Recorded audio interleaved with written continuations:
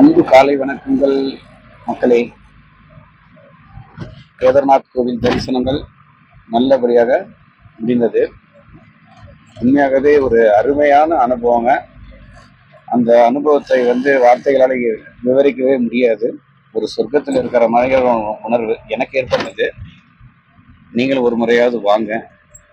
கண்டிப்பாக அந்த அனுபவத்தை நீங்களும் அனுபவிக்கணுன்றது என்னோட ஆசை. அதை உண்மையாகவே வார்த்தையால் விவரிக்க முடியாத அப்படி ஒரு ஆனந்தம். ஸோ நீங்களும் உரிமையாவது வரணுன்றது நான் இறைவன்கிட்ட வேண்டிக்கிறேன்.